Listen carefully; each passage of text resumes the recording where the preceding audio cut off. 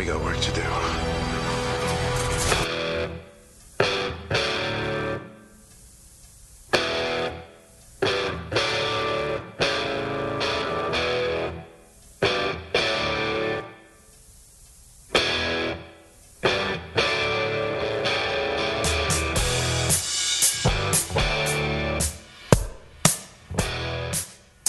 Welcome to Highway to Hell, a supernatural podcast. I'm Christine. And I'm Kristen. And today we're talking about Season 6, Episode 8, All Dogs Go to Heaven. And I think you recently watched that movie and it was still very sad. I can confirm it's still very sad. And also we didn't talk about this last time, but I didn't even bring it up. But I think another like reason why it's so sad is because of that whole story of like the actress who plays the little girl. Oh, I don't know if I know that. Oh, they talk about it on My Favorite Murder. But yeah, she was in fact, I think, murdered. And so it's just so sad. Oh my God. Yeah, it's a crazy story. I have to find what episode that is of My Favorite Murder, but it was an interesting tale, and it was just like, oh, thanks Georgia and Karen for just breaking my heart even more. For fucking ruining it even more. Yeah, because I think it's also the same actress who does Ducky in in Land Before Time? Yes, which is another like super sad animated movie. Oh my God. Yes. I actually did try to put that one on. I think shortly after the baby was born, because it was all on HBO, all of them were, and I started crying in the first 2 minutes, and I was like, no, I can't do this. Yeah. I think I had a similar experience a few years ago when I tried to watch it again too. I love that movie. It's just so fucking sad. I can't deal. Yeah, no, it's horrible. I mean, it's a great movie. Again, it's just so sad. Yeah, I think like once you watch it once, you're kind of good. Yeah, don't need to watch it ever again. It can be a beloved childhood movie that you leave in the past. Right. And I kind of want to do the same with this episode because it ends on such a sad note. Like, what? Yeah. Yeah. I mean, I guess it depends on how you feel about this guy and what he's done. But they really wanted to pull our heartstrings with him turning back into the dog and just going off into the distance. Yeah.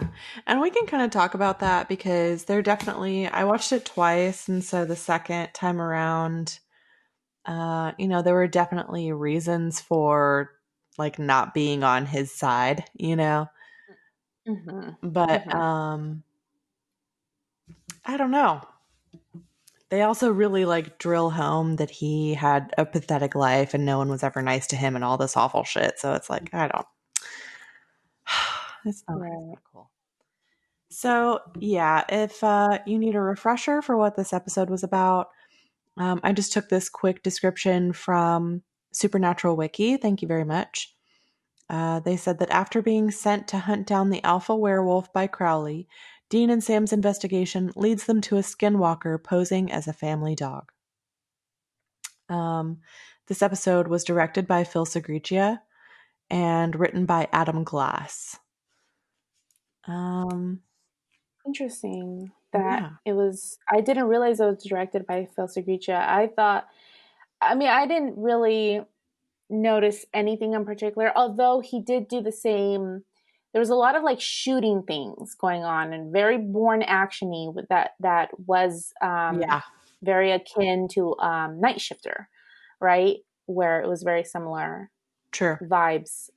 But there was just like one scene that like dissolved weirdly into the next scene that was like, oh, that's different. I think I know which one you're talking about because it really stuck out. Yeah. It was like where they were at the docks posing as feds, and then it turns into the scene at the motel where Dean's sleeping. Yes. Yeah. So strange. Like it was such a choice, and I don't think that they did anything like that later on. I don't know, that just that one stuck out like a Like a sore sore thumb. thumb, totally. Well, the fact that you just Mhm. brought it up and I knew what you were talking about. Exactly. Yeah. Yeah. Um, yeah, but I did like the directing overall, and it was pretty solid. Like going through it again, I didn't really like see any holes to poke in it or anything like that. Um, this episode aired November 12th, 2010, and I think you have some episode info too, maybe from the companion book.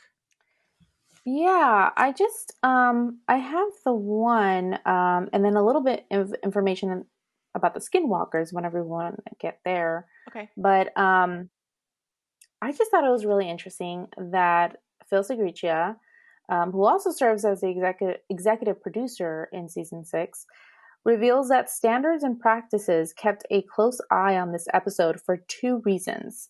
One, you can't show naked guys, and two, you can't show dogs getting shot. Oh, I wonder why. Peculiar? I don't know. I mean, it is To really be sad. fair, yeah, to be fair, like I really hate seeing any harm done to animals of any sort. Um, Maybe dogs in particular, because I am a dog person. I have dogs. Hmm. So maybe that's why it's Maybe so hate. weird. I really would hate saying that. But like we see people being shot. Who cares about these people? People are Dispensable. guilty. Yeah, they're Hmm. not. Guilty dog Um, killers. no. Um, yeah, that's very interesting. Good Hmm.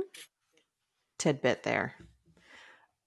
We did have a couple of songs, but they just played in the background and didn't really stick out, so I'm not going to play any clips of them.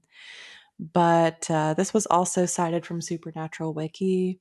We had City Blues by Black Mustang, and this is the song that plays when Sam and Dean are at Fat Mac's Rib Shack at the very beginning. And then we have Flirtin' with Disaster by Molly Hatchet, and that plays in the bar, or I guess it's like the friend's house with the garage open that Cal is at, where he's like drinking all night with his friends.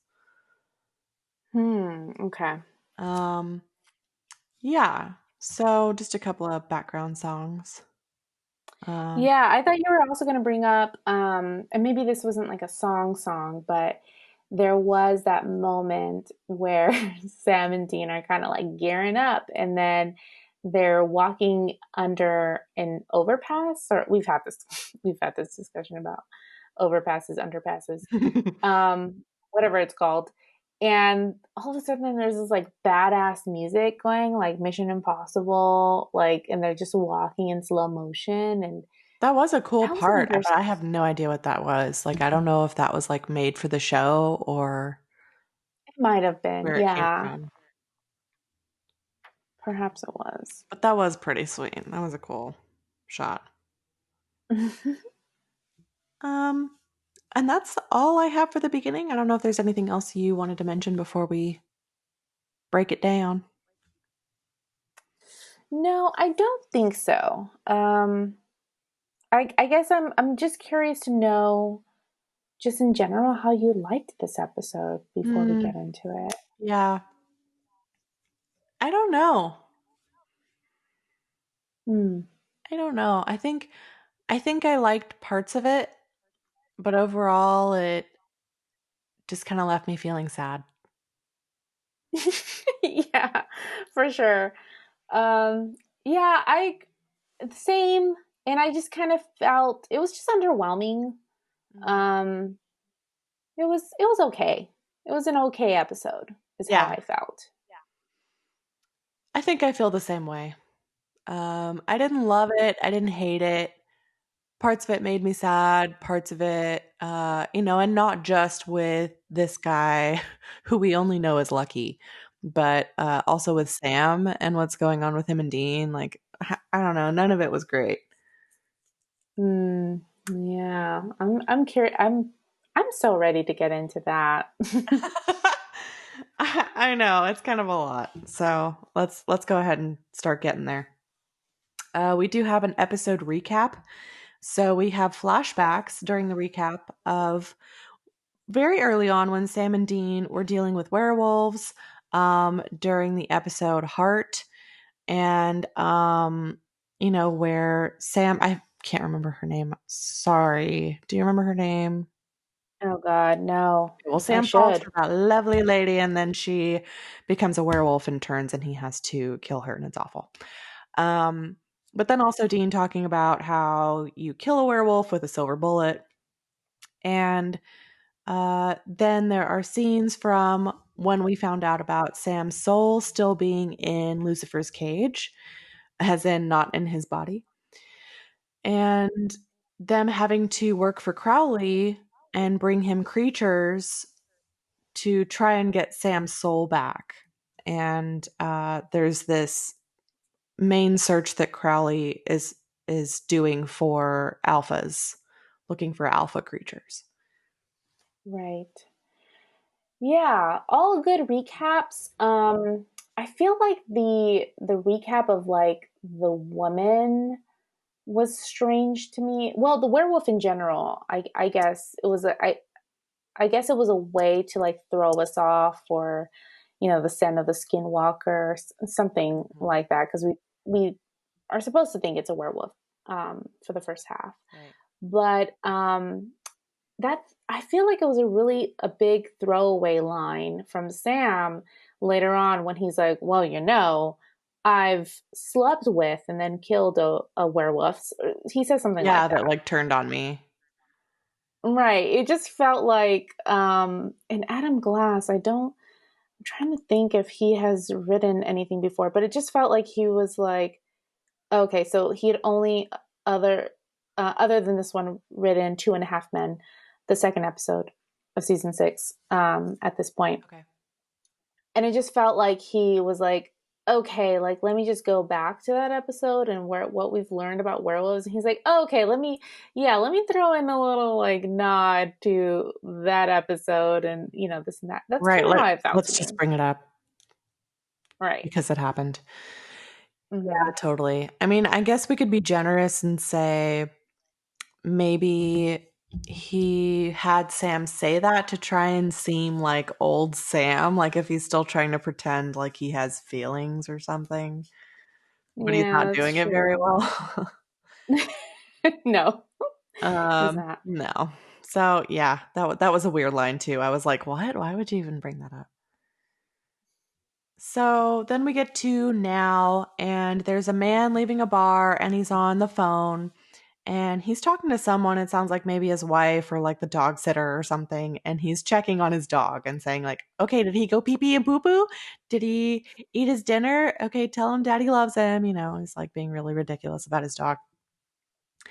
And he gets into his car, and we see from the bushes there's some kind of animal watching him, and that it jumps onto the car. We're just only seeing this from the animal's perspective. It jumps onto the car, smashes through the windshield, and kills the guy, and blood just splatters on the inside of the car. It's always a good effect. And then we cut to the title. Yep. And I guess I mean, very strange that this whatever creature is able to just break through the glass and Yeah, I'm not really sure what tear him up. Yeah. for that creature. Mm-hmm. Then we cut to Fat Mac's Rib Shack, and Sam and Dean are getting some lunch. And suddenly, well, Dean's on the phone with Bobby, and he's complaining about Crowley. And he's like, "Look, Crowley just can't." And then Crowley's right next to him, and he's like, "Crowley can't what?" He's like, "Oh shit!" And then he's like, "Is that Bobby Singer? Give him a kiss from me." So So cute. funny. Like once again, that's my favorite ship of season 5 I right know, me there. too. I almost didn't like mention that line, but I was like, no, this is so great. I love them. So then Crowley tells Sam and Dean that they have no choice but to work for him right now. Like, Dean's trying to be rebellious and say, like, no, take whatever you want us to do and shove it up your ass. And Crowley's like, that's very funny. And he touches Sam's hand, and it creates this really strange burn that is apparently very painful. Sam is in pain, and he's like threatening to torture Sam and make them do this job, whatever he wants them to do, or else Sam won't get his soul back. So Right. they give in, and Crowley basically makes a deal with them and says, look, if you bring me an alpha, I'll give you Sam's soul back, quote, with a cherry on top. I don't know what that means, but okay. Hmm. And so he pulls out a newspaper and shows them that this man from the beginning was killed and his heart was gone. It had been ripped out. And he says it sounds like a werewolf. And Dean's like, but it's not the full moon. And Sam's like, well, that doesn't matter. The old rules are kind of out the window. And well, I didn't write down the year, but I think Crowley said something like, uh, werewolves coming out on the full moon. That's so 2009. I think that's what he said. Which is Oh really funny. man. Yeah. So yeah, werewolves aren't playing by the rules anymore, and they are, quote, wolfing out at other times of the month, like the half moon. Um, Yeah. So continuing this like creatures being weird that we've been learning since like episode 1 right, of season 6. Mhm. right. So they give in to the job and say, okay, we'll do it. And Crowley just leaves them with that job and to basically try to hunt down the alpha werewolf. Um, and they cut to Sam and Dean in the Impala, and Dean's just all miffed about it. He's pissed off that they're doing Crowley's business. And he also says that he doesn't feel like he even knows Sam. He's like, you're not even my brother. And so Sam tries to like convince him and say, I still like the same music and all of these things. I still think about, the girl from my biology class. Um, and basically say, I'm still Sam and I'll prove it to you. But you can tell Dean's like, mm-hmm, okay. Yeah, he doesn't quite believe it. And I think the episode has a very interesting premise in that, or conflict in that Dean is still just like not invested in bringing Sam back to the point, like, or rather, he'd rather not like have to be Crowley's bitch And to try and and get Sam's soul back into Sam. right, which Yeah. was I thought strange, just because you know Dean is all about family and he's all about Sam and he would do anything for Sam. Um, but I guess, are we to believe that he doesn't feel that way? He has no motivation at this point Mm-hmm. to actually do all of that for Sam because he doesn't even like connect him as his brother, you know? Yeah, that was kind of the feeling I got. Which, and I guess they don't explicitly say it like that, but when you frame it that way, that was definitely my impression afterward, and that is very strange. I don't know why Dean wouldn't, like, I thought after they found out that that was the way to get Sam's soul, and they had agreed basically because Sam said, I don't think we have any other choice. We have to do whatever Crowley wants us to do and kind of play the game right now. I thought that Dean would have like accepted that and said like, okay, so we're going to do this for now. and I'm going to do whatever I have to get Sam's soul back. But that wasn't that wasn't a given, I guess. So his actions in this episode were conflicting, or his attitude was conflicting with one of the past episodes, and I'm forgetting which one, where he was very like, no, I need to get to the bottom of this and I need to help Sam. Right. I will do anything to help him. And it was Sam who was oh yes, I remember, because Sam was like, hey, we need to stop by and like do this job. And Dean was like, what the fuck are you talking about? Who, like, fuck this Oh yeah, that job, doesn't have anything to do with you and your problem here. Yeah, I remember that now. Right. Yeah, so it's a little back and forth there. Mhm. Yeah, for sure. So Sam and Dean dress up as the feds, and they're at another crime scene that's at a dock. And apparently it was a dock worker who had his heart ripped out again. This was a really funny scene. I liked the quick like back and forth that Sam and Dean have with this investigator. And the investigator tells them that it was an animal attack, and they're like, "Oh, really? Are you sure about that?" And then this is where we get that really weird transition. Like they're questioning him, having that conversation, and then it just like silently like fades into the next scene, and Dean is asleep in the motel room. Yeah, because I think also what I remember from it was Dean says his line and then it just like fades, and it might be already fading as he like is finishing his line. Yeah, it felt And like the conversation was going to keep going. right, exactly. And we're just like cutting Dean off, like, okay, shut up, Dean. Like, let's go on to the We got next to go to the scene. next thing. It's again, it's so particular, but it's funny that like we both noticed it. Yeah, it's because it's really unusual. They don't do that ever.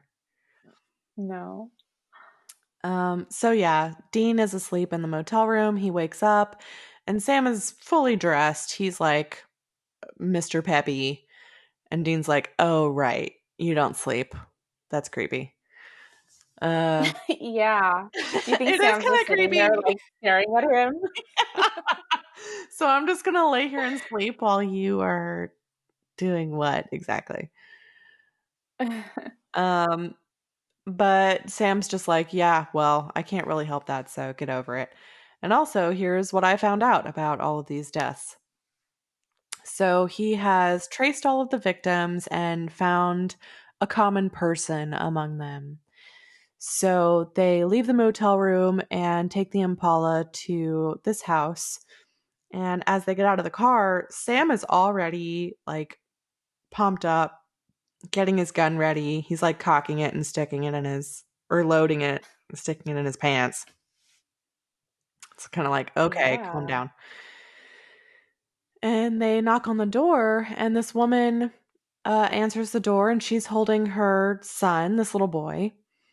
And they ask if they can speak with Cal Garrigan. And she's like, "Oh, yeah, of course, come on in." So she lets them in and kind of cleans up the kitchen, and they sit down. And they're like, "Okay, so Cal, and he's your boyfriend, right?" She's like, "Oh, yeah." And she leaves to go get him, but he starts walking into the room, and he looks like shit. Cal is like wearing clearly what are like the clothes from the previous day, and he's like holding his head. And he walks by the dog, and the dog kind of growls at him, and he's like, "Lucky, shush." He like shushes the dog. Mhm.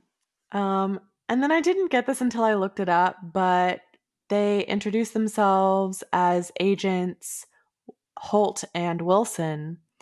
And this was from a 1981 movie called Wolfen. And they're officers Holt and Wilson who are investigating killings done by werewolves. Such a deep cut. I have no Deep idea. cut. I know. Who would know that? So they start asking really hard questions. They're not fucking around, especially Sam. He just like cuts to the chase, and they were like, "Hey, so guess you had a long night?" And he was like, "Yeah, I had a few beers." And Dean's like, "How many is a few beers?" And he's like, "I don't know, 3 or 4." and Sam can smell vodka on him. And he's like, if you had beer, then why do you smell like vodka? Okay, but wait a second. Cal is like, 3 or I 4 don't know. years? Is that what you mean? Well, Because he's like falling over. okay, but Cal is not I wouldn't say Cal is close enough where Sam can smell him. Like on top of like not sleeping, does he also have like a super smell Maybe that was what ability? I was wondering because how the fuck can he tell?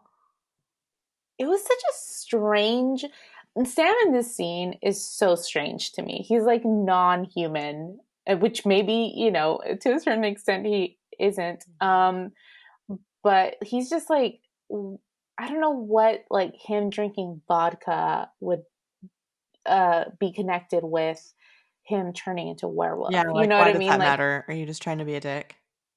yeah, exactly. Yeah. Yeah, he's real weird this whole episode. He doesn't cut anybody Mm-hmm. any slack. He's like really ruthless. Like more ruthless, I think, than we've seen in the other episodes so far where he's still been soulless, Yeah. but it kind of turned up a notch this episode. Yeah, it was almost like, okay, well, now you know I'm soulless, so I guess I can just let it all out. Yeah. Now I'm going to be a real asshole. So Cal's kind of on the defensive and he's like, what is this about? So they ask him about his brother who was killed. Apparently, this was the guy who was at the bar, or I'm sorry, no, the dock worker. And so they ask him about it, and he's like not sorry about his brother dying.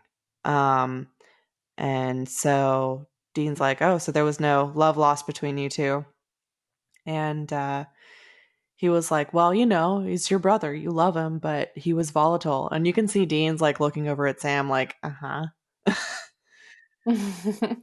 Yeah, I get you. Uh huh. Yeah, and lucky that like there was no love between these two brothers because they just go in there like, oh yeah, your dead brother. I By know. the way, because they say like, did you know his heart was ripped out or something? Like really gruesome details to this guy Yeah, they don't give who, a fuck. yeah. And I think Dean's like, sorry for your loss. Like he says it real. Yeah. Like, oh right, I should probably say that first. My bad. And then they say that the other man, the one from the beginning who was coming out of the bar, was Cal's landlord. And Sam's like, you two are really behind on rent, right? And the landlord filed eviction papers. And they're suddenly like, what are you saying? And they're like, nothing. We just had to ask. Thank you for your time. And get up and leave. So they're just kind of planting the seed of doubt in these people's minds, knowing that they're on their radar and just kind of leaving it at that. And as they leave, Sam is already ready to take out Cal. He's like, okay, so we're going to bag him? And Dean's like, what? Yeah, which is like was he just thinking, okay, this guy's a werewolf and he can lead us to the alpha, right? I mean, I guess that seems correct. This guy just Yeah. definitely does not seem like an alpha excuse me, alpha werewolf. Right. I think that's what he was thinking. But he's really jumping the gun. Yeah, cuz he's not really coming off like werewolf Well, and vibes. where's your Well, proof? You don't have any proof. yeah, yeah. So what? I He I, stayed I up guess late the I night could see the before and smelled like suspicion. vodka. He was clearly drinking, so you don't have any proof that he was killing people. Right. And I wish they would have like connected the dots a little bit more. I mean, the vodka line, right? If they would have said like, well, if werewolves are just being, able to like just change form whenever, maybe it's due to loss of control and this guy was really drunk and, et cetera, et cetera. And Mhm. so, but no, there was nothing of that. No. Um, so Dean's kind of pumping the brakes here and is like, no, we need to make sure that he's actually a werewolf before we do anything. So they stalk Cal the next night and watch him all night as he bar hops and drinks with his friends. And they park in front of this place. It looks like a garage, like somebody's garage that they converted into like a man cave. And he just keeps drinking, and they are up the entire night, and they're there until sunrise, and Cal has never turned into a werewolf. So they're like, okay, well, he didn't turn, but I don't know, maybe another night. And so they leave. And then Cal leaves and says goodbye to his friend and goes up to his truck. And as he's coming around the truck, the family dog Lucky shows up. And he's like, Lucky, what are you doing here? And suddenly the dog attacks him and kills him and rips out his heart. And then we see in the reflection of the truck, Lucky turns into a man who we don't recognize. We've never seen this man before. And he's covered in blood. He's got blood all over his mouth and his chest. Right. Dun dun dun. Yeah. Oh my God. You'll look at your dogs a whole different light Gus after was that. sitting next to me the whole time I was watching this, and he kept like kind of looking up whenever there were dog sounds. Like, what is happening? So then we cut to Cal's house where he was with his girlfriend Mandy, and the man who is Lucky is standing in the bedroom watching Mandy sleep.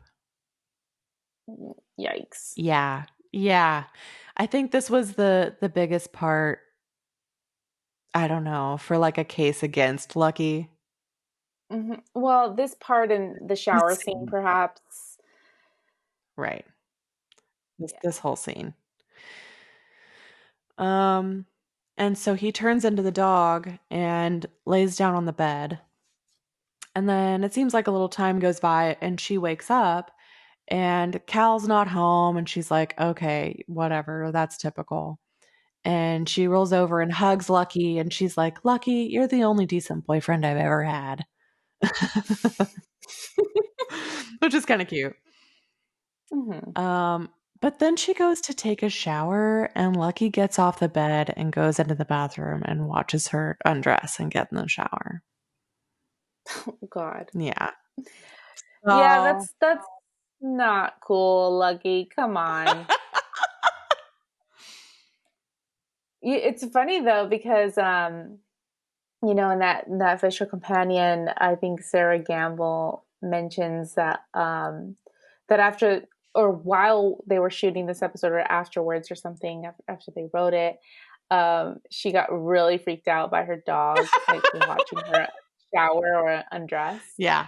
She's Um, like, and it's funny because I feel the same. If my dogs are looking at me while I'm undressing or anything like that, I will tell them, "Don't look at me." And then it's weird. Like sometimes I feel weird about it and sometimes I don't, you know? Like sometimes it's just kind of like no big deal. And then other times it's like, stop. What are you doing? Stop yeah. looking. Little creep. Yeah. Yeah, you pervert. John and I were, God forbid I kiss my husband. We were kissing earlier and Gus had like walked into the room and was just staring at us. And I was like, what are you doing? It Yeah. was pretty funny. Oh, super creepy. Yeah. And John called him that. He was like, he's just a pervert. Um, so yeah, strike there for Lucky. Um Also, get a room. Jesus. Sorry. So Sam and Dean find out that Cal is dead. They're dressed as the feds again, and they're, at the crime scene where they're hauling his body away. And they're like, okay, so not Cal. Um, got it. And Sam says that Mandy is the one who's at the bottom of the Vic pool. Um, I didn't know what they were talking about for a second, but victim. Okay, cool, got it. Mm. And he asks Dean if he can give Mandy over to Crowley. He's basically like asking Dean if he has it in him to go for Mandy since she's like the clear person who's doing these things. And Dean's kind of like, yeah, I'm fine. It's fine. I can do it. So we cut to Mandy, and she's taking care of her son because he's sick on the couch. And she brings him some juice and is kind of like hanging out with him. And then Lucky comes over and brings him a toy. And then he starts playing tug with the toy and rips the leg off. And they're all like, ah, it's so funny. Oh, Lucky. Yeah, I was trying to think like what would my reaction be with Julio because he does rip up all of his toys and I would just be like, seriously, Julio. Yeah, we've been through that I before too, where like an ear comes off or something, and I'm like, look what you did. Yeah. Oh, you know what I tell Julio? I say, be gentle. And then he like stops ripping things He's up. like, He understands. that's cute. Um, and then Lucky is like watching the news. We cut to this other scene of like Lucky sitting in front of the TV, and it sounds like he's like watching the news, waiting for something to come up about the crime. And then Mandy comes over and puts a leash on him to take him for a walk, and she notices blood on his chest, and she's like, Lucky, did you kill a bird again? Bad dog. Yeah. Yeah, not quite. No. And so Sam and Dean drive over to Mandy's and they find her on her walk and they park the car and get out and they realize that no one has called Mandy yet to tell her about Cal. So they go back with her to her house and have to break the news that Cal is dead. And they tell Mandy that they want her to come with them. But she's like really blindsided and overwhelmed by all of this. And she's like, can it wait until later? And they're like, no. Especially Sam. He's pretty cold about it. He's like, afraid not. You have to come now. Um, so she's like, well, my kid is sick right now with the flu and he was up all night. And Dean hears that and realizes that she's been up all night with her son. So he asks to speak with her son and he tells them, we don't see this scene, but we find out that the son told them that, yeah, his mom was with him all night, except for like maybe 30 minutes when she slept. So, Yeah, and they're kind of like being really big dicks with her. I mean, yeah, this poor she's like lady. running on no sleep and she has kids, it's what the heck. I know. It's really rude. Um, so that's how Dean realizes that it couldn't have been Mandy because she was with her son all night. Um, and so let's see. Once they find that out, they leave the house, and Sam offers to stay at the house and watch Mandy while Dean goes and does some more research. But Dean doesn't trust him, and I don't really blame him because it seems like Sam's been chomping at the bit this whole time to just turn somebody in to Crowley. So Dean's like, I don't know about that, and so Sam's like, I can still do my job. I promise. I'm just gonna watch. I won't make any moves. And he's like, okay. So Dean leaves to go do research, and then we cut to nighttime where Sam is watching Mandy's house. And in through the window, he sees the dog Lucky change into the man. And immediately he's like, oh shit, and like gets his gun ready. And the man puts on clothes. I don't know where he's keeping clothes unless they're Cal's, maybe. Yeah, it just seemed like he was well, that would be smart. Yeah, if he's just getting Cal's clothes. I was thinking the dumb thing, which was like he just has a little stash of I clothes or something. know. Yeah, I had that thought too. Like, is he just like hiding some clothes behind the TV or something? And maybe in addition to like Cal just sleeping in his clothes and that after that before that one scene, but maybe also this guy is like stretching it out or something, and that's why his clothes were fitting him like terribly. Maybe so. He's like, these clothes fit kind of funny.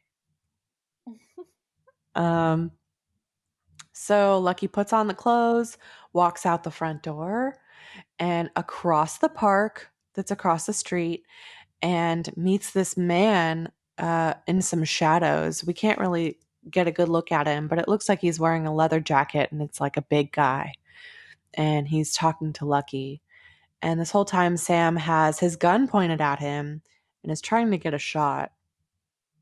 Then Lucky ends his conversation with the man and starts walking back, but he catches Sam's scent and looks over and knows exactly where he is, and then he makes a run for it. He turns into the dog, runs away, and Sam is running after him. He's hauling ass, and they go down. It looks like an alley until they get to the street, and this van hits Lucky. Um, and the people who are in the van get out, and it's like a couple, and they're like, "Oh my God, oh no, come on, boy, we'll take you to the vet. We'll get you fixed up. It's gonna be okay." And they feel terrible, and so they pick up Lucky and they put him in the car and they drive off with him. And Sam's like, "Wait, that's my dog." Yeah, but they just keep on driving. Yeah, he wasn't able to flag him down. Which if that was actually my dog and that happened, I'd be so pissed. Oh my God. Yeah. I would be like, well, I'm going to fucking kill you. I'm gonna find you.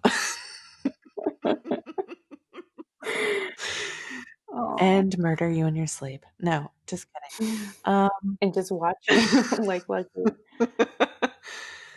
So, okay, where am I? So we cut over to Dean at the motel room, and he's holding his cell phone and thinking about calling Lisa. Oh, Lisa. I know. But he decides against it and throws his phone. But then he suddenly gets a call from Sam, and so he picks it up. And Sam tells him what happened with Lucky. And he tells him that it's a skinwalker, not a werewolf.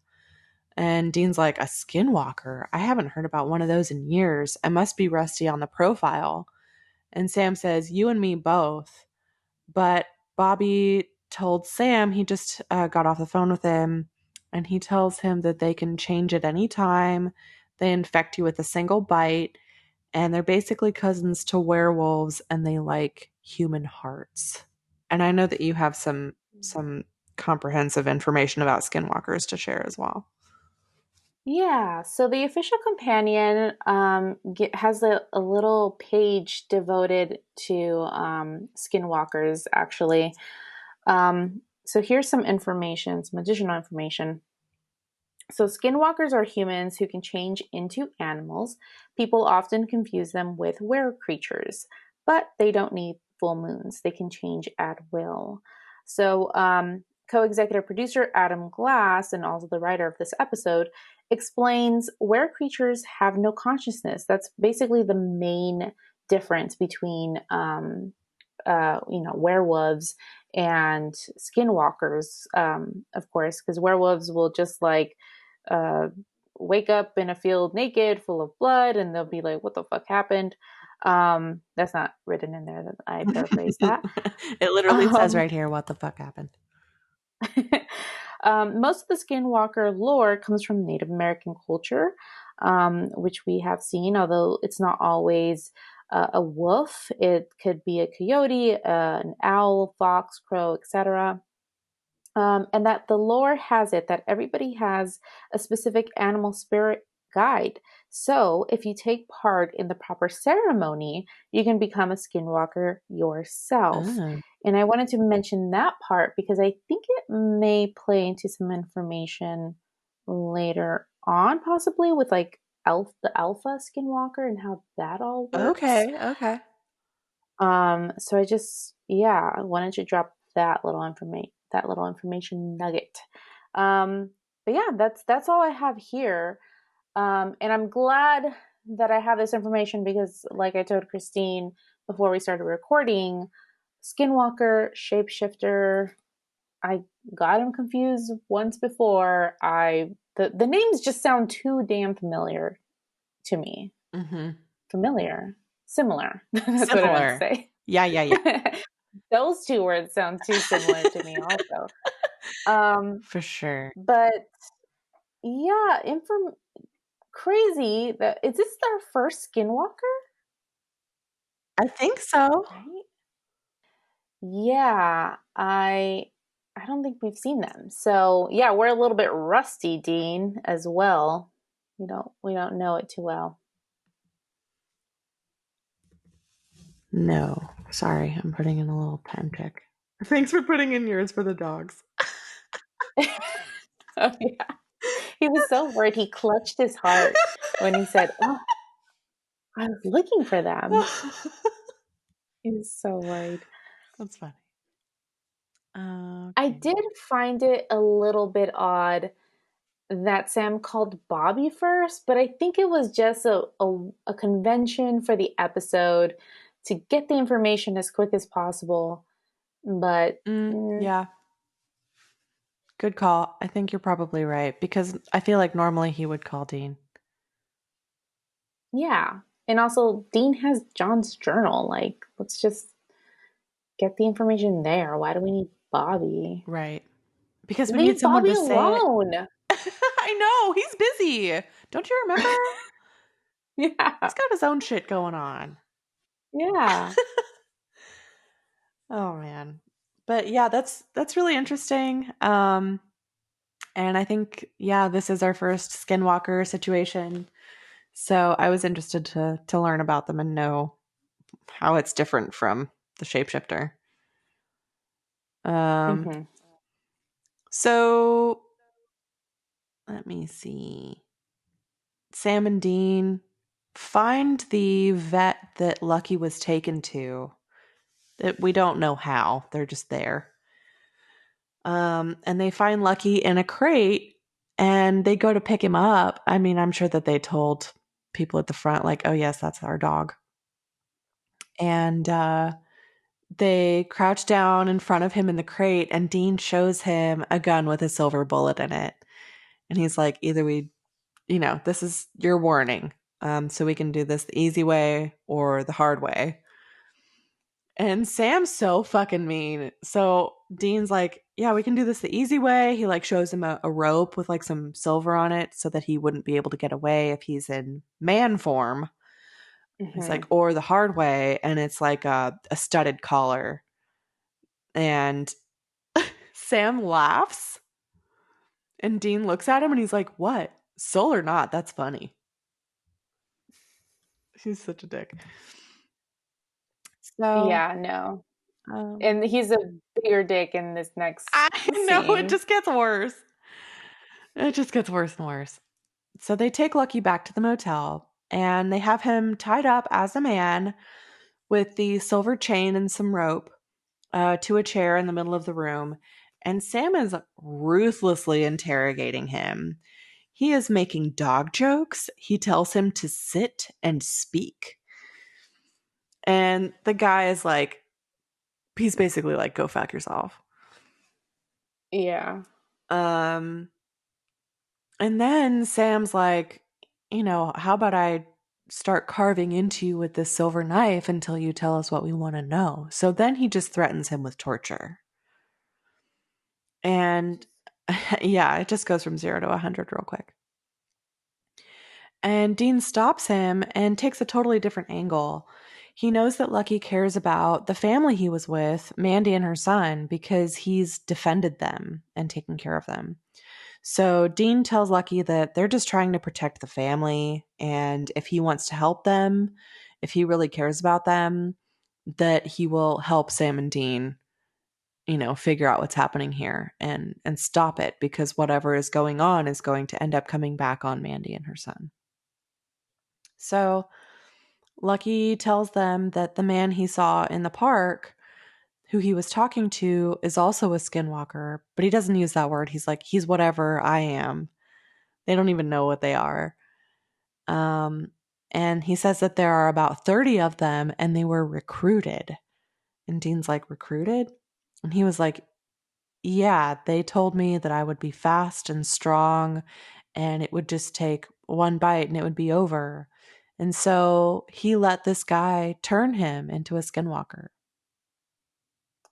So strange. I Yeah. mean, we've been getting all of these instances of like just supernatural creatures on this like recruitment um Yeah. influx. Like, why? You Right. know? Like, okay, sure, maybe their alpha is control. I could see like the alpha vampire really wants to get all these new vamps in and is gonna manage it all. But like, are they communicating? Is the alpha vamp talking to the alpha skinwalker and they're like, okay, this is the job. Is there some sort of job going on? Right. I don't know. I feel like in one of the last episodes, were they talking about like gearing up for like a war or something like that? Or did I make that I up? think so. No, I think the alpha vampire says something like, there is a war coming. So I feel like all the creatures are like, I don't know, it's really weird because we've gotten um like the jinns, all together talking about their father, the vampires like recruiting and getting together and talking about their father, all of these, and the skin and the shapeshifters doing that too. And now the skinwalkers. And there was no mention of like a father in this one, but there's the same kind of recruitment thing. And so I don't know, like, is there someone at the top, like getting this word across to all of them, to start Hmm. doing this? But then also at the same time, we have other creatures acting out and doing things that are really abnormal, like the Okami. Hmm. Or Um, the werewolves during the half moons and stuff like that. right. Yeah, it's very weird. I think maybe it's implied that there's some sort of like pyramid scheme going on with Mm-hmm. these skinwalkers, just because Lucky says that there are packs Right. in other cities as well Right, that are because doing Sam this, gets a right? little too excited, and once he tells them about that guy who's like the pack leader who turned him, he's like, "Is he the alpha? Like the original one, the strongest one?" And Lucky's like, "Oh no, I don't think so. I'm pretty sure there are other guys like him in other cities, and we're not the only pack." Yeah, and he's like, "What's an alpha?" Yeah, So yeah, he's like really low on the chain of right, command. yeah, totally. I don't know. It's real weird. I don't know what they're getting at. And then I don't know why Crowley wants the alphas in particular. Like, is he, um, kind of, is he the one who's planning to go to war against them or something? Like, what's happening here?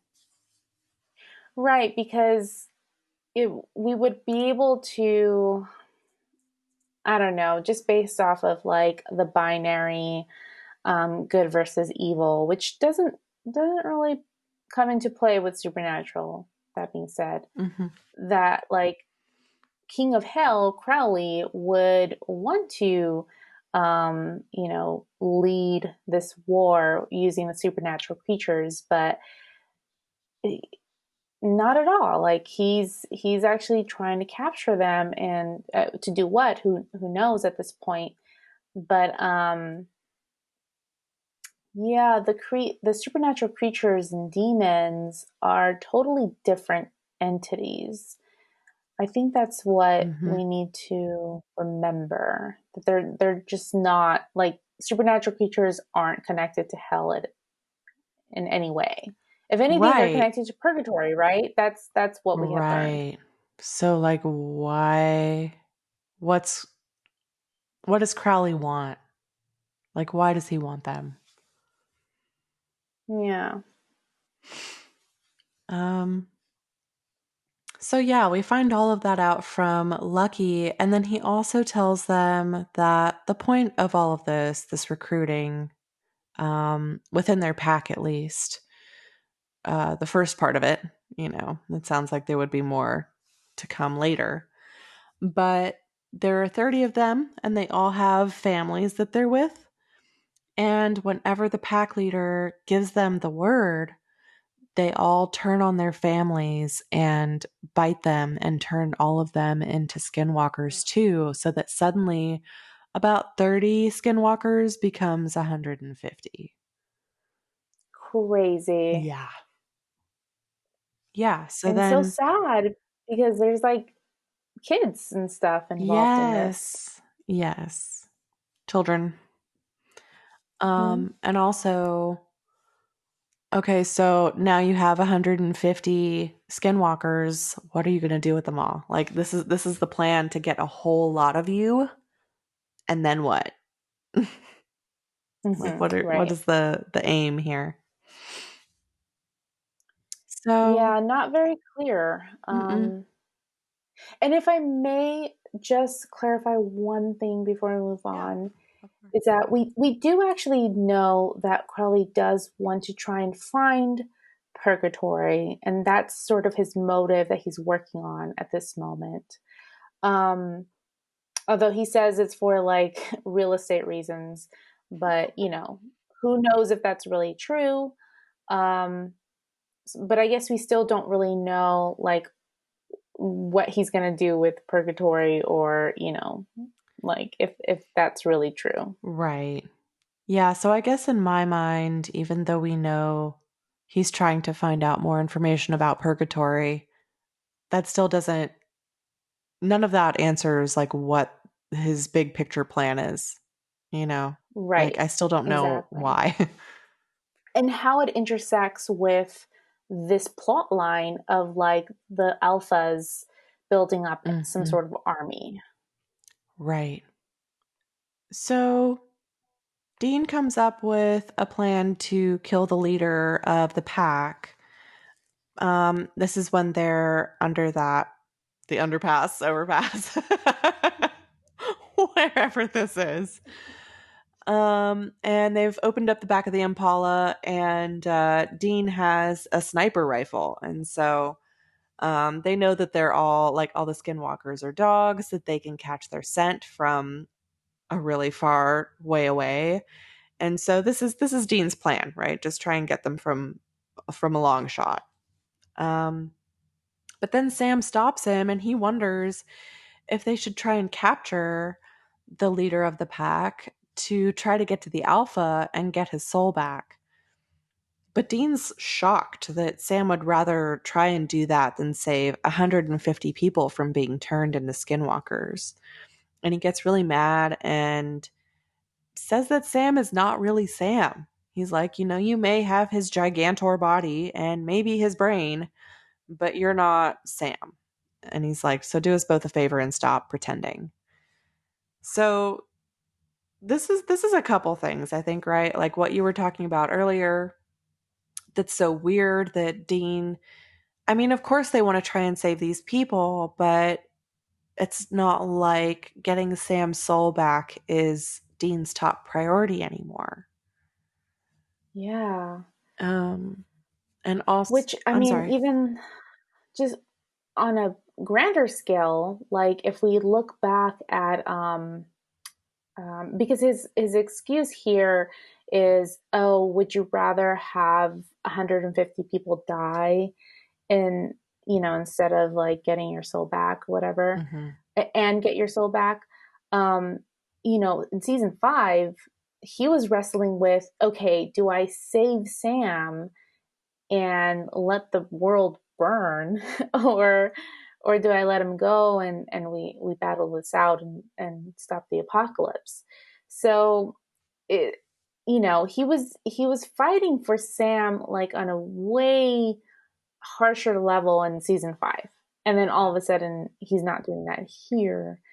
And yeah, I mean, maybe it's because Sam, he can't see Sam the way he used to, or Right, I don't know. So that's the other thing that got me about this scene is that now we're seeing that Dean's like pissed off because he feels like Sam is, I don't know, pretending to still kind of be Sam. And he's like, but you're not him. So just give it up. yeah, It's I a don't rough know. deal. Yeah. And it seems like Sam. I don't know. I mean, he can't feel anything right now because he doesn't have a soul, but he seems a little taken aback by Dean's reaction. And he's kind of thinking about it. So they take the sniper rifle and all of their equipment and post up on top of this building. And down in the like parking lot that they're looking on, they see Lucky waiting for the pack leader. So they're kind of like setting the stage for them to try and, take a shot. But the pack leader shows up with a group of the skinwalkers, and he shows up with Mandy and her son. So they all get out of cars and they talk to Lucky very briefly. And this whole time, Dean can never get a clean shot. Um, and it turns out the pack leader is actually not. I couldn't tell. I don't think it was this big guy. I think it was the smaller bald guy Mm. that he was like protecting. Oh, I didn't even realize. It was kind of confusing. Like at this later part, they were talking about taking him out, and then they did, and then there was still the big guy left over. So it seemed like, Yeah. um, so there's this shorter man who's bald and is like, always kind of standing behind the big guy. And so Dean doesn't get a clear shot, and they all go inside this warehouse, and they're like, oh, well, shit. Okay, I guess it's plan B. And Dean doesn't know they have a plan B, but Sam has one. And so then we cut to inside the warehouse, and the pack leader, or the big dude is telling Lucky that they're pissed because he killed all those people without permission. So now he has to turn Mandy and her son in front of them to show that he's still a part of the pack and still with them. And then he catches this scent on the air and turns around, and Sam and Dean just bust in and start shooting. They take down quite a few of them, and Yeah. everybody else kind of scatters, but Lucky grabs Mandy and she's like, why would I go with you? I don't even know you. And he's like, you do know me, just trust me. And so he takes her and her son to a room where they can lock themselves inside. And Lucky stands guard outside the door. The other skinwalkers have turned into dogs, and they're trying to be real stealthy and attack Sam and Dean. So they're just all kind of like creeping around the warehouse. But both Sam and Dean end up killing a couple of the skinwalkers as their dogs. And there's like I guess this is the thing, you can't see a dog get shot. So they shoot and it's off screen, and then the camera pans down and there's a naked man. You just see his naked back on the ground with like a bullet hole through his chest. This is probably where it was really difficult to like not show a naked guy, but also not show the dog. Yeah. How do we do this? Yeah, a lot of logistics involved in that. Yeah. Um and so then the big guy finds Lucky standing guard outside of the door where Mandy and her son are. Um, and he's still pissed that Lucky is protecting the family. He's really like defensive, and it's like, I gave you this better life. I helped you turn your life around, and this is what you're doing. And he's just really upset with Lucky. And then Lucky punches the guy, and he's like, okay, I was just going to turn them, but now I'm going to kill them. And he punches Lucky really hard and throws him into the door, and it like cracks the glass. And then Lucky turns into a dog, thinking like, okay, this other guy will turn into a dog and we'll have a dog fight. But the guy just pulls out a gun and shoots Lucky as a dog. And so Lucky is laying on the ground and he's not dead, but he's clearly hurt. And as he is going to take another shot and kill Lucky, he steps forward and Dean is watching and he has a clear shot. And so he shoots him and kills him and saves Lucky. Yeah. Um, but then Sam sees Lucky laying on the ground and cocks his gun, like makes sure that he still has a silver bullet, cocks his gun, and like comes around the corner to kill him, but Lucky is gone. And then he looks up and he sees Mandy in that room looking out of the window, just totally freaked out. Yeah. So Sam was going to kill Lucky. Mm-hmm. He was. Yeah, that was very strange. That was a weird. Ugh, Yeah, Sam like just doesn't give a why? fuck. Yeah. No, he doesn't. And also, Mandy saw this stranger turn into her dog. Yeah. Wow. Wow. So freaky. Um yeah, this scene was very odd to me just because I know we've had, like previously mentioned, Night Shifter, where there is a lot of like gun action, Hmm. but for some reason this felt even more out of place. It's kind of like like Buffy, like you very, I think like once you, oh well, actually twice. Oof, you see a gun in Buffy, Yeah, it's rare. and it's odd, and I feel like it's odd here as well. But also, like, how do you deal? I was thinking about like the Skinwalker as like a villain in the show, and it's so strange because it's a human, It's pretty problematic, I feel like. Like, it really gets into that gray area that they always dealt with. Like, is this a monster or a human? Because this poor guy, especially Lucky, like, he's just been, up until this point, especially in the interrogation with Sam and Dean, I didn't really talk about it much, but they're like, so, we're guessing that this family are the only people who have ever been nice to you in your pathetic little life.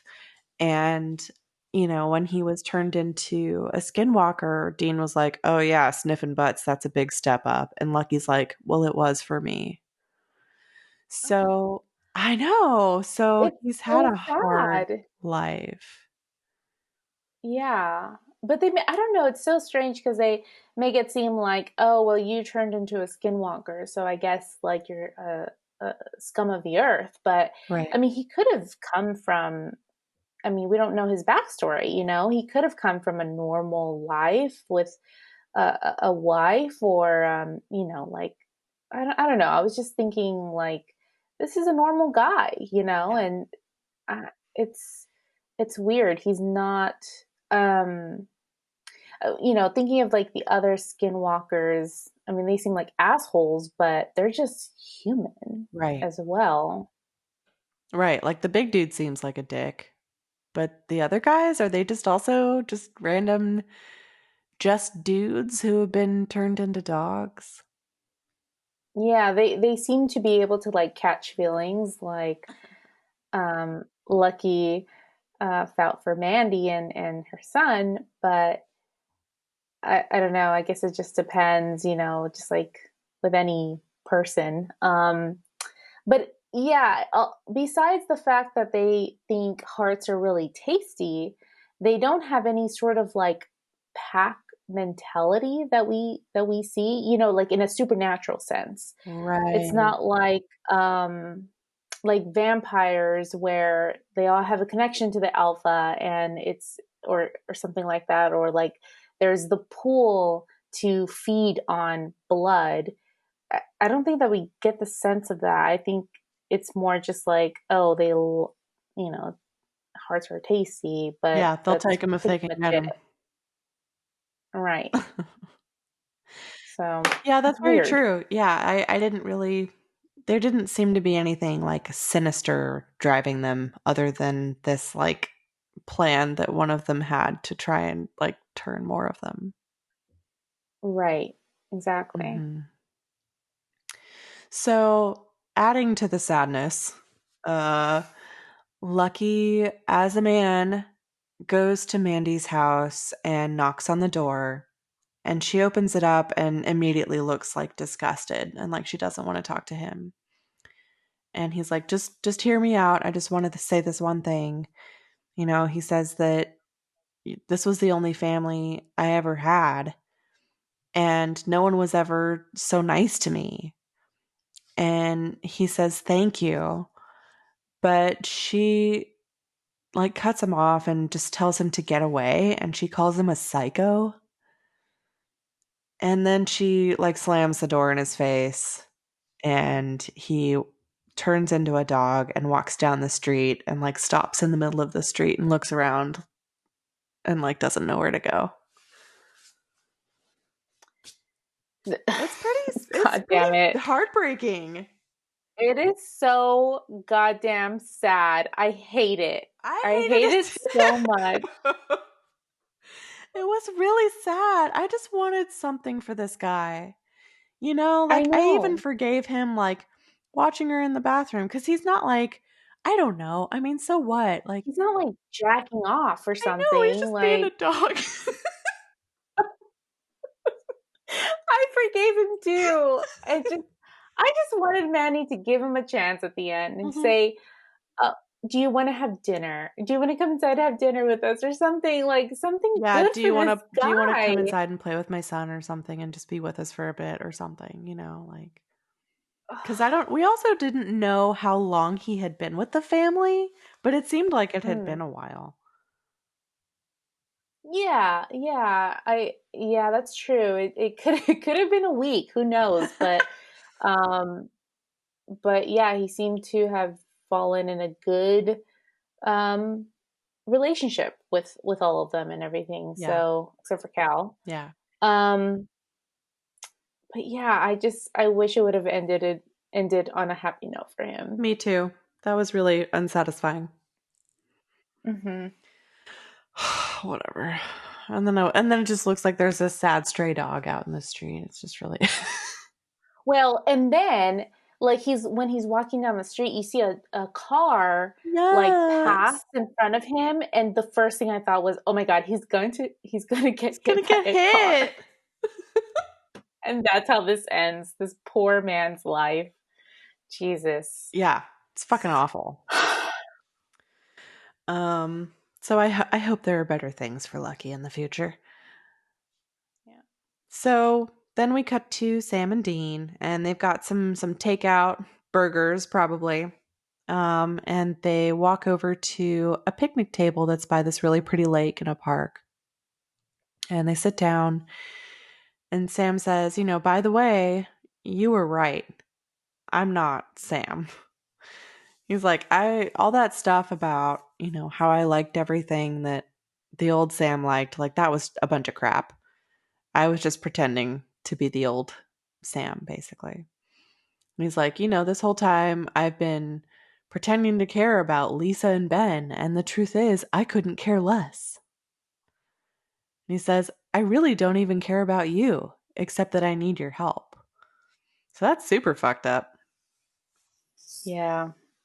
Um, and Sam says, I've done a lot of things that you don't know about. I've killed innocent people. And the old Sam, I think, couldn't have done it. And I probably should feel guilty, but I don't. And he says that he doesn't know if it's better or worse being this way, but he's been thinking about the old Sam and he still has memories of what it was like to be the old Sam. And he says, it was harder in a lot of ways, but there were a lot of things that made me think that it's probably better if I go back to being the old Sam. Hmm. So Dean says, well, that's a step. Um, and we'll do what we have to do to get my brother back. And so now it seems like he's fully on board. yeah, he's basically saying like, okay, I would have let those 150 people die at this point to get my brother back. I mean, not really, Right, right. but like metaphorically, I guess. Right, but now that's the deal. And that's the end of the episode. I have I don't know. I like you, I'm very confused about Sam and his motives. Like we've already talked about that before, like in the last episode, Mm-hmm. about why he's still working for Samuel. Although I think actually someone did write in with their thoughts on that I'll find in a second. Okay. Um, but in this case, Sam sees himself as a better hunter.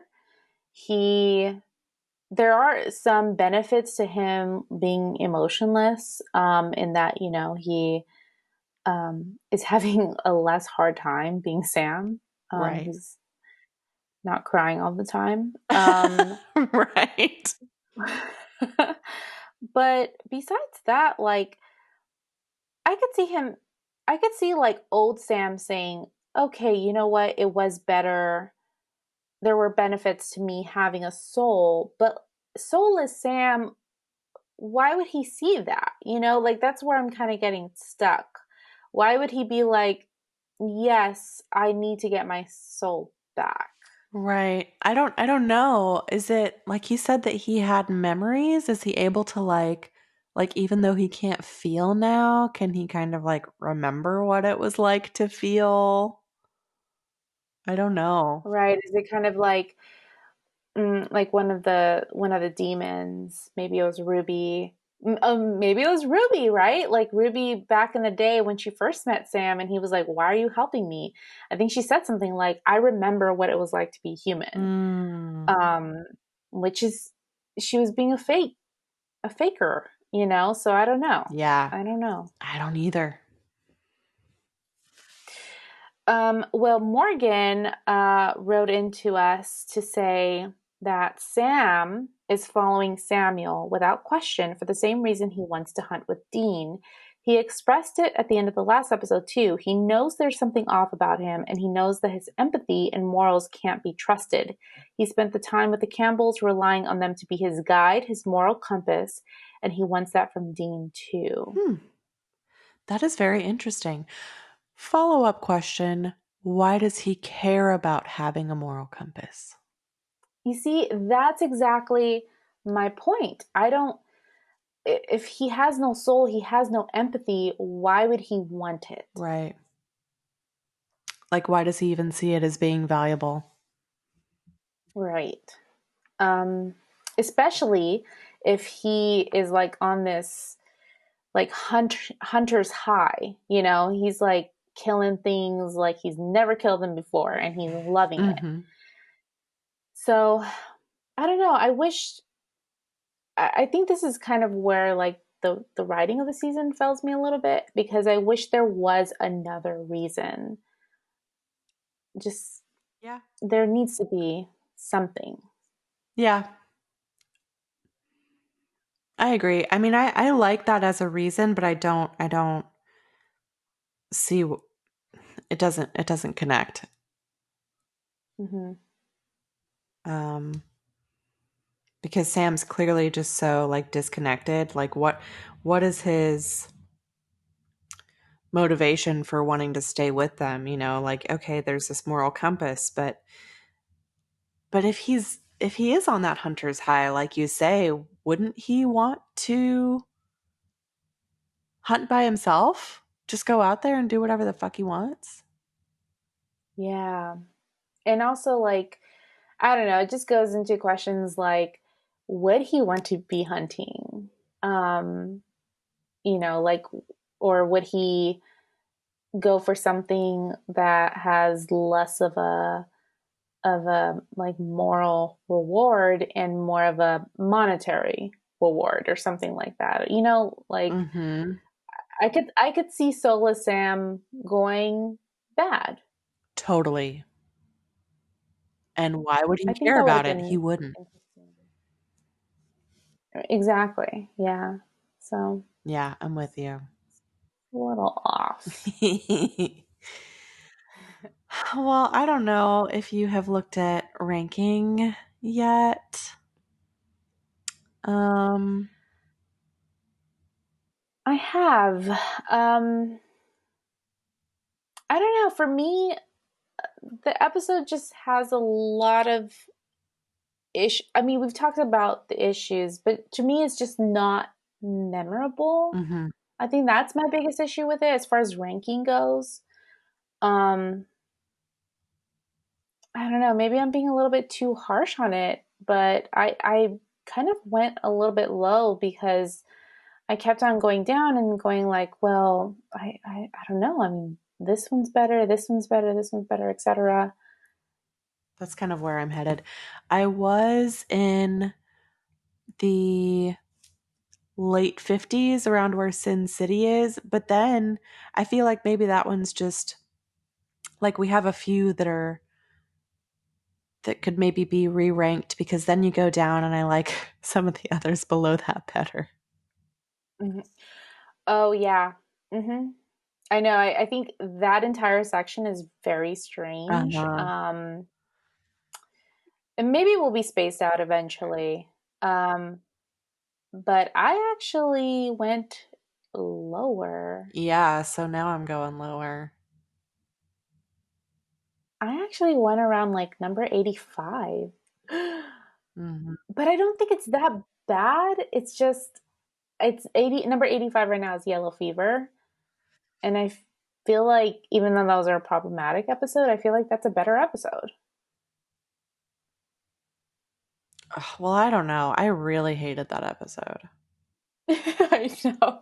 You I don't really think I did. could do it. I Okay. I could do it as like anywhere between 81 and 84 Okay. cuz those all feel similarly uh Mm-hmm. I don't know, disappointing.